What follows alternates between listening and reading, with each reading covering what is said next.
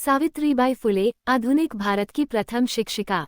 Pramod Dixit, Malay. Bharatvarsh में 19वीं शताब्दी का उत्तरार्ध शैक्षिकी, सामाजिक एवं सांस्कृतिक आंदोलनों एवं समाज में व्याप्त अस्पृश्यता, बाल विवाह, सती प्रथा, कन्या भ्रूण हत्या एवं अशिक्षा के विरुद्ध लड़ाई का स्वर्णिम काल था। उस काल में शिक्षा समाज के कुछ उच्च वर्गों लोगों की परिधि तक ही सीमित थी। ऐसे कठिन समय में महिलाओं और दलित पिछड़े वर्ग के पुरुषों के लिए शिक्षा संस्थानों के बंद दरवाजे खोलने का साहस, सतत प्रयास और संघर्ष जिस महनीय व्यक्तित्व ने किया वह थी सावित्रीबाई। हाँ, वही सावित्रीबाई फुले जिसे विश्व आधुनिक भारत की प्रथम शिक्षिका के रूप में जानता है। सावित्रीबाई फुले का जन्म और परिवार। Savitribai Phule birth and family. 3 जनवरी 1831 को महाराष्ट्र के सतारा जिले की खंडाला तहसील के नायगांव में एक पिछड़े वर्ग के परिवार में सावित्रीबाई फुले का जन्म हुआ था। सावित्री को किसी स्कूल भेजने का प्रश्न ही नहीं था, क्योंकि उस काल में तो वंचित एवं पिछड़े वर्ग के बालकों को भी सामान्यतया स्कूल भेजने की कोई परंपरा नहीं थी। पिता खंडोजी नावसे पाटिल और माता लक्ष्मीबाई ने तत्कालीन परिस्थितियों एवं सामाजिक रीति रिवाज के कारण 9 वर्ष की छोटी अवस्था में ही सावित्री का विवाह पुणे के 12 वर्षीय ज्योतिराव गोविंदराव फुले के साथ 1840 में कर दिया। ज्योतिराव भी 5वीं तक ही शिक्षा प्राप्त कर सके थे, क्योंकि परिवार के पुश्तैनी फूलों के व्यवसाय एवं खेती के काम में सहयोग देने के लिए उन्हें स्कूल से निकाल लिया गया था। सावित्रीबाई फुले को अक्षर ज्ञान। सावित्रीबाई फुले एजुकेशन। विवाह के बाद ज्योतिबा ने सावित्रीबाई को पढ़ाना आरंभ किया। उस दौर में किसी महिला का शिक्षा प्राप्त करना एक प्रकार से पापकर्म समझा जाता था। फलतः ज्योतिबा का विरोध शुरू हो गया, लेकिन उन्होंने हार नहीं मानी और चोरी छिपे पढ़ाना लिखाना जारी रखा। सावित्रीबाई और ज्योतिबा की एक रिश्तेदार सगुनाबाई खेत पर ज्योतिबा को दोपहर में खाना देने जाती थीं। ज्योतिबा ने वहीं खेत की मेड़ पर आम के पेड़ के नीचे आम की पतली टहनी की कलम बनाकर दोनों को अक्षर ज्ञान कराया। किसे मालूम था कि उस खेत की जमीन में धूल पर उकेरे गए पहले अक्षर एक तेजस्विनी अग्नि को जन्म देने वाले थे, जिसे समाज में व्याप्त भेदभाव, बंदिशें और गैरबराबरी की कलुष बेड़ियों को जलाकर महिलाओं एवं वंचित समाज के लिए विकास का एक राजपथ तैयार करना था, जिस पर चलते हुए वे सिर उठाकर आत्मविश्वास और आत्मगौरव के साथ जी सकें। इस तरह खेत और घर पर सावित्री बहुत संघर्ष के साथ अक्षर ज्ञान प्राप्त कर सकी। सावित्रीबाई फुले की प्रेरणा के सूत्र। सन 1840 में एक ब्रिटिश अधिकारी की पत्नी मिसेज मिसेल पुणे में छबीलीदास की हवेली में बालिकाओं के लिए एक नॉर्मल स्कूल प्रारंभ किया तो सावित्री वहीं पढ़ने लगी। वहीं पढ़ते समय सावित्री ने गुलामी प्रथा के विरुद्ध काम करने वाले थॉमस क्लार्कसन की जीवनी पढ़ी, जिसमें अमेरिका के अफ्रीकी गुलामों के जीवन और संघर्ष की दर्दनाक दास्तान छपी थी। सावित्री समझ गई कि शिक्षा ही बदलाव का मजबूत औजार है, क्योंकि अशिक्षित व्यक्ति न तो अपने अधिकार जान सकता और न ही उनकी प्राप्ति के लिए लड़ाई लड़ सकता। इस किताब ने उनके अंदर स्वयं पढ़ने की ललक तो जगाई ही, बल्कि समाज की बालिकाओं को शिक्षित करने का स्वप्न भी दिया। प्रथम कन्या विद्यालय की स्थापना। बालिकाओं को शिक्षा से जोड़ने के लिए 1 जनवरी 1848 में सावित्रीबाई फुले ने ज्योतिबा के साथ मिलकर विभिन्न जातियों की 9 बालिकाओं को लेकर बिरेवाड़ी, पुणे में कन्या विद्यालय स्थापित किया, जहां सगुनबाई ने भी शिक्षिका के रूप में काम किया।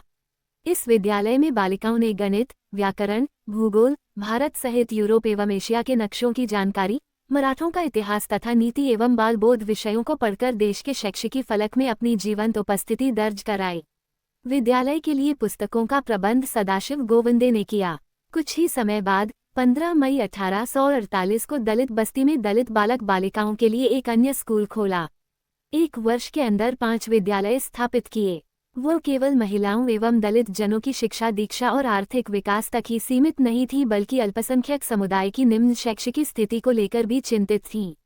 उन्होंने अल्पसंख्यकों को शिक्षा की मुख्य धारा से जोड़ने के लिए अपनी स्कूल की छात्रा फातिमा शेख को अपने एक स्कूल में शिक्षिका बनाकर प्रथम मुस्लिम महिला शिक्षिका होने का गौरव प्रदान किया, जो बाद में देश की प्रमुख सामाजिक कार्यकर्त्री बनी।